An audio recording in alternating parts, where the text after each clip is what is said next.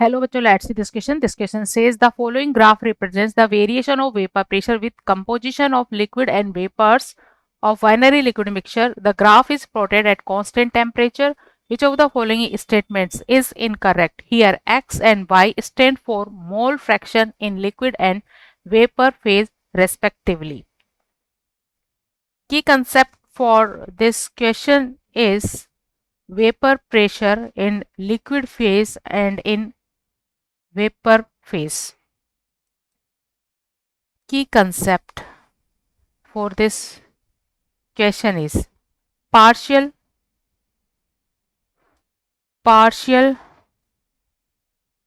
vapor pressure, PA for the component A is in liquid phase. This is P naught A X A, and in vapor phase it is P total into Y A.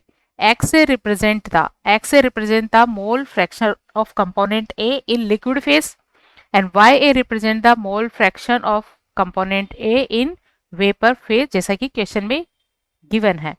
और according the question and the graph, the vapor pressure of component B, P naught B is greater than P naught A.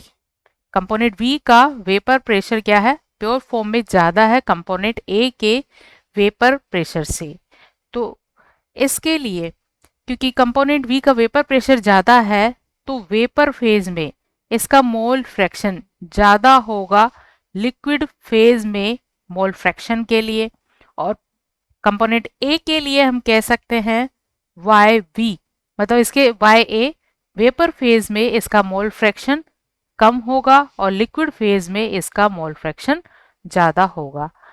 सो इसके according option A जिसमें given है X V is greater than Y V is the wrong, and in B X A is less than Y A also wrong, and the C in which x b y a divided by x a y b is greater than 1. ये भी एक wrong statement है और इसको हम explain कर सकते हैं अगर हम P A and P B values को कंपेयर करें.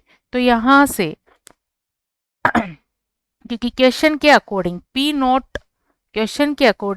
Note B upon P naught B upon P naught A value is greater than 1, क्योंकि पी नोट बी की वैल्यू ज़्यादा है पी नोट ए से. तो हम लिख सकते हैं P naught B divide by P naught A is greater than 1. और यहाँ से पी नोट बी वैल्यू क्या होगी? पी नोट बी वैल्यू होगी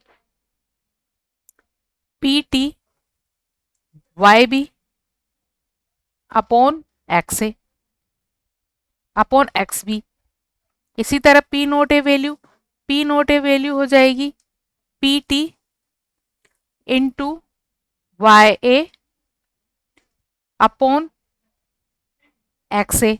तो एक्स ए यहाँ ऊपर चला जाएगा एक्स ए, तो पी टी और पी टी यहाँ कैंसिल हो गए.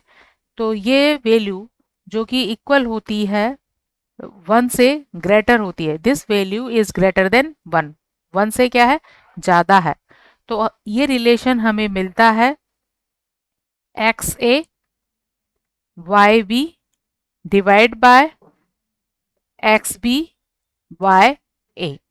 ये एक करेक्ट रिलेशन है. तो ये रिलेशन इसके जैसा अपोजिट है, इसलिए क्या होगा? इनकरेक्ट. नेक्स्ट है डी है X A is greater than Y A.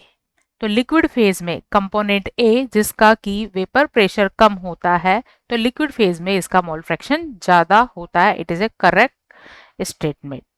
So incorrect statement related to this question are A, B and C. Hope you understood it well. Best of luck.